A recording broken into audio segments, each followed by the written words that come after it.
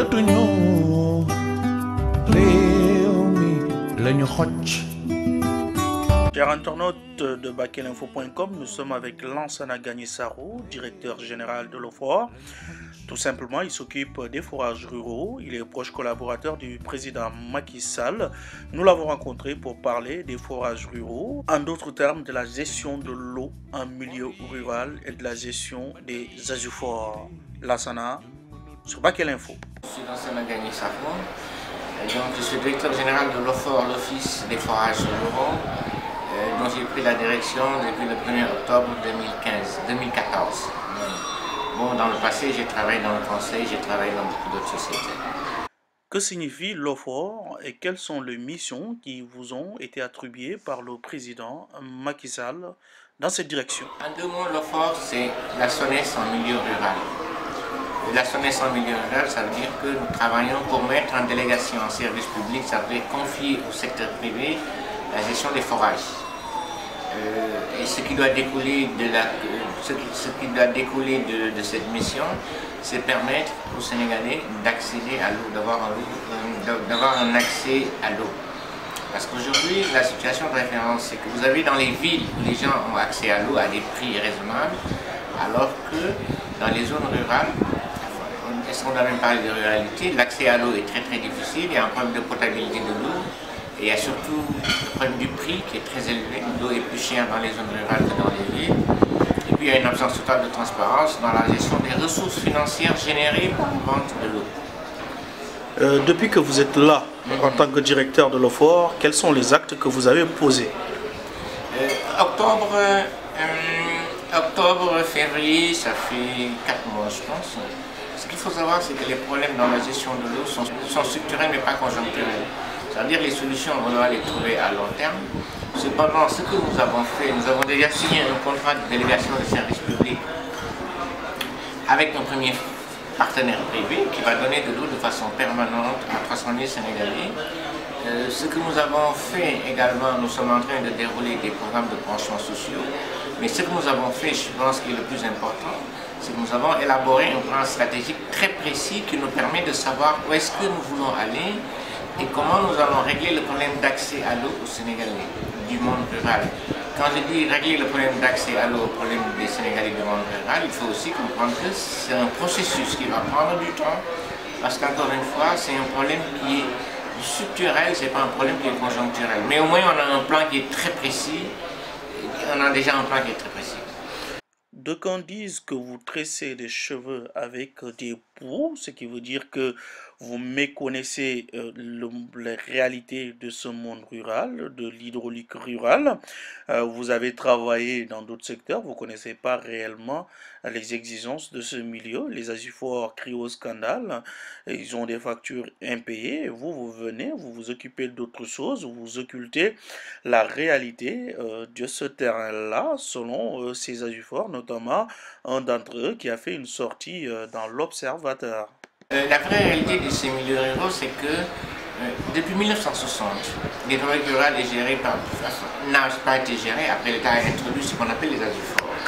Bon, ils disent qu'on tresse des poux, je ne sais pas. Ce qui est certain, c'est que quand vous avez un parc de 1500 forages et de 2400 pompes manuelles, vous ne pouvez pas les donner à des associations villageoises pour qu'ils les gèrent. Normalement, l'argent qui est généré par la vente de l'eau, comme je dis toujours, c'est 30 milliards de francs CFA. Personne n'a une traçabilité de ces 30 milliards de francs CFA. Quand vous prenez la ville de Diawara, le mètre cube d'eau, par exemple, coûte 400 francs CFA, vous venez à Dakar, vous êtes en dessous de la tranche sociale de la SDE, vous payez 195 francs. Est-ce que c'est rationnel que les gens qui ont un pouvoir d'achat plus faible paye l'eau plus chère? Ça, c'est un point sur le prix de l'eau. La deuxième chose, il y a d'énormes qualités, il y a d'énormes problèmes dans la qualité de l'eau qui est servie aux populations du monde rural. La troisième chose, c'est que l'argent, comme je dis, je reviens dessus, qui est généré par la vente de l'eau, devait être réutilisé pour faire des extensions pour permettre au plus grand nombre d'avoir de l'eau. Et ça ne se fait pas, parce que simplement, l'Azufor n'a pas le métier de faire de l'exploitation et de la maintenance des forages, parce qu'ils n'ont pas appris. C'est comme vous, si demain vous achetez une Mercedes et vous demandez à un menuisier d'en faire l'entretien. Vous voyez ce que ça va donner? C'est ça le problème du forage. Mais quand même, ce sont ces Agifor qui sont là depuis X années, qui gèrent ces forages. Et pourquoi donc ça, ils ne sont pas compétents? Il y a d'autres privés qui sont plus compétents qu'eux. Comment vous avez jaugé cette incompétence? Mais cette compétence, on l'a jaugée par un ensemble de faits. Je vous ai dit tout de suite, c'est le prix de l'eau, c'est la qualité de l'eau qui est servie aux populations, c'est l'approvisionnement régulier. Vous venez même de me parler d'un forage qui est en train de tomber en décrépitude. D'accord? Aujourd'hui, vous avez des forages qui s'arrêtent pour 300 francs, pour des factures de 30 000 francs CFA. C'est pas acceptable. Les Agifor ont été là. Ils ont fait du bon travail pendant un certain temps, mais ça ne peut plus continuer. Vous ne pouvez pas avoir un parc aussi important et le confier à des associations villageoises. Je suis passé à Kompentong il y a une semaine. C'est la même chose qu'il y a. On doute de la fiabilité des comptes qui sont faits par l'Agifor. On doute de la qualité de l'eau et le problème de l'approvisionnement en eau des Agifor, c'est terrible. Je suis passé à Goudiri. Le préfet de Goudiri a été obligé de dissoudre l'Agifor parce que seulement la gestion n'était pas transparente. Vous allez dans ce que j'appelle le NDP, les Agifor doivent près de 200 millions de francs à la Sénélec. Ça ne peut pas continuer. On ne peut pas continuer à fonctionner comme ça. Aujourd'hui, vous allez dans le monde rural.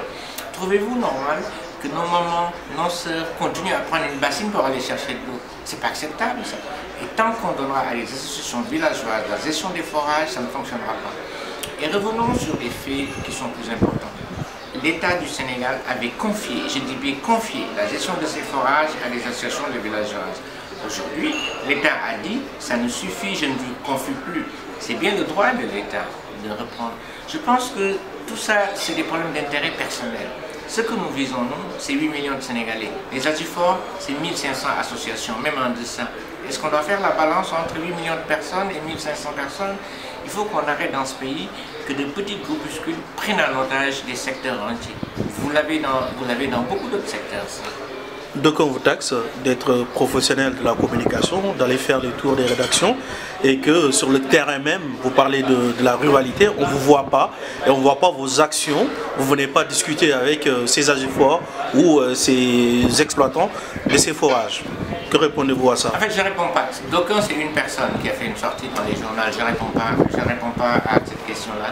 J'ai une feuille de route qui est claire et je vais la dérouler. Je ne suis pas sur le terrain, c'est ce qu'ils ont dit. On a inauguré, on a fait démarrer il y a une semaine un forage à Inoumadi, un village. Depuis 1959, ces gens attendent le forage. Dans toute cette zone, on a inauguré 4, 5, 6 forages en introduisant un système de gestion transparent où l'Agifor ne touche plus à l'argent. Je ne fais pas le tour de la rédaction parce que cette bataille, c'est avant tout une bataille de communication. Il faut que l'opinion comprenne ce qui se passe. Je pense qu'il faut qu'on arrête que les gens prennent en otage un secteur. C'est aussi simple que ça. J'ai un seul objectif. On a 8 millions de Sénégalais qui sont des Sénégalais de seconde zone. Est-ce que vous pensez qu'on doit avoir des Sénégalais du monde rural et des Sénégalais du monde urbain? C'est pas acceptable. Donc il faut expliquer ce que nous allons faire. Souvent on voit que les jeunes comme Tambacounda, Ziguinchor, c'est les parents pauvres hein, dans de nombreux secteurs. Aujourd'hui, comment l'OFOR s'occupe de ces territoires oubliés? Vous avez parfaitement raison. Ça aussi, vous voyez, ça c'est le problème des Agifor. C'est le problème de la gestion de l'économie rurale. Vous avez parfaitement raison. Il y a une répartition spatiale très déséquilibrée entre ce que j'appelle toute la boucle du sud. Vous montez de Goudiri, vous descendez, Tambacounda, Ziguinchor. Cette zone n'est pas très bien dotée en termes de forage. Mais tout ça, il faut arriver à le corriger. Mais on ne le corrigera pas en laissant des gens qui ne sont pas du métier gérer les forages. C'est ça le problème de fond. Ils vont s'accrocher, c'est normal, je comprends. Quand vous arrachez le fromage à quelqu'un, il ne va pas se laisser faire, il va utiliser toutes les armes pour se défendre. Mais encore une fois, un objectif qu'on a, il est simple, c'est donner de l'eau potable à 8 millions de Sénégalais. C'est pas autre chose. C'est un problème d'équité, c'est un problème de justice sociale, c'est pas autre chose que ça. Maintenant, quel est vraiment votre plan d'action? Dites-nous concrètement où est-ce que vous voulez aller. Où est-ce que je vais aller? Mon plan d'action, on a commencé à le dérouler, on a déjà signé un programme de mise en délégation en novembre 2014. En mai, on va signer un autre plan d'action, on va mettre en délégation toute la zone centre, c'est près de 2 millions de personnes. Et en décembre 2015, on va mettre en délégation une autre partie de Diawara, qu'on appelle le Faboli, où on vient récemment de faire un investissement de 3 milliards de francs CFA. Je vous dis 3 milliards de francs CFA pour doter d'eau dans toutes ces zones-là. On va la mettre en délégation de service. Après, toute la zone Tambacounda, toute la zone Tambacounda jusqu'à Ziguinchor, ce qu'on va faire, c'est renforcer l'accès à l'eau en faisant des branchements. Notre plan, il est clair, comme je vous ai dit.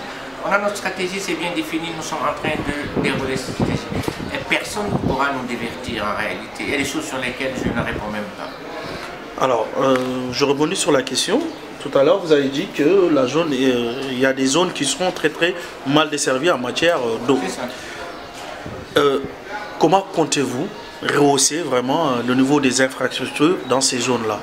Est-ce qu'il y a, même si ce n'est pas votre département, est-ce que vous avez porté en haut lieu ce manquement? Est-ce qu'il y a des programmes qui sont dans les tiroirs pour faire de nouveaux forages dans ces zones-là? Oui.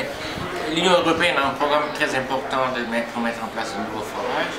Le ministre de l'Hydraulique et de l'Assainissement est très conscient de ce déséquilibre et nous sommes en train de travailler dessus pour le corriger.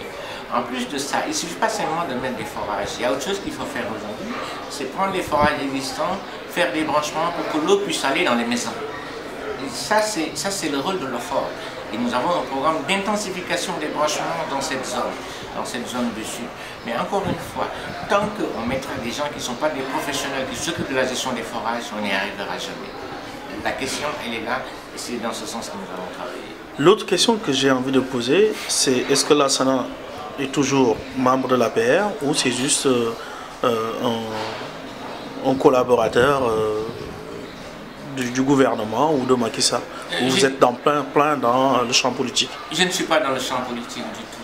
Je ne suis pas dans le champ politique. Je suis un collaborateur du président Macky Sall, de son excellence le président Macky Sall, qui m'a fait confiance. Je suis dans ça. Ce qu'il faut dire, c'est que cette nomination, je ne la prends pas comme un aboutissement, je ne la prends pas comme une réussite, mais je la prends comme un sacerdoce. Cependant, ce qu'il faut dire, c'est qu'il n'y a rien de plus noble que de servir son pays, parce que c'est un pays qui t'a tout donné. Par ailleurs, également, on va dire qu'on voit Lassana, on voit plus les contributions de Lassana dans la presse sénégalaise. Est-ce que c'est pas parce que Lassana a été servi qu'on le voit plus critiquer en tout cas la gestion du gouvernement ou les manquements du gouvernement? Deux choses. Lassana n'a pas été servi. Lassana a été directeur général, véritable directeur général, et s'occupait de 8 pays, un budget qui fait 10 fois le budget de l'OFOR quand il avait 27 ans. Cette nomination, ce n'est pas une consécration. Vous n'allez plus me voir dans les critiques. Moi, je m'attends à ce que vous me voyez dans les résultats. C'est là qu'il faut me voir. Vous savez, la critique, elle est très facile. Quand vous dites que les gens ne savent pas faire, on vous dit venez faire. Si vous refusez, c'est que vous fuyez vos responsabilités. Mais si on vous dit venez montrer ce que vous savez faire, venez servir votre pays, vous devez le faire. Et on va vous juger sur une chose importante, les résultats. Qu'est-ce que vous êtes capable de donner? C'est ça le plus important pour moi. Vous ne verrez plus dans les contributions, mais vous allez me voir dans ce qui est réalisation. Quel est le dernier mot de Lassana Gagny Sakho? Le dernier mot de Lassana Gagny Sakho, c'est que nous travaillons pour 8 millions de personnes, nous travaillons pour 8 millions de Sénégalais. Nous croyons fondamentalement qu'il n'y a pas un Sénégal des villes et un Sénégal des campagnes. Tous les Sénégalais ont droit à l'eau. C'est un droit inaliénable et c'est un droit minimum qu'on doit donner à tout le monde. C'est ça notre bataille. Nous savons qu'il y aura des problèmes, nous savons qu'il y aura des gens qui vont essayer de freiner la marche, mais ils ne pourront rien du tout. Parce que la machine est déjà lancée et elle va arriver au bon point. Je répondis parce que je trouve que vous êtes toujours dans la véhémence, une posture va-t-en-guerre. Est-ce que vous ne pensez pas que ce soit un frein dans la réalisation de vos projets? Parce qu'il faut souvent du consensus. Il y a des choses qui ne sont pas négociables. C'est l'accès à l'eau aux populations. On ne peut pas négocier. C'est demain, c'est après-demain. Vous savez, vous pouvez manquer d'électricité, vous allumez la bougie. Mais quand vous manquez de l'eau, c'est très grave. Il y a des choses sur lesquelles on ne doit pas faire de compromis. C'est donner de l'eau aux populations. Le système est pris en otage par un ensemble de personnes. Il faut y aller, il faut foncer. Il y a des choses qui ne sont pas négociables. Et ça, c'est des choses qui ne sont pas négociables. Donner de l'eau potable aux populations. Merci beaucoup, Lassana Gagny Sakho.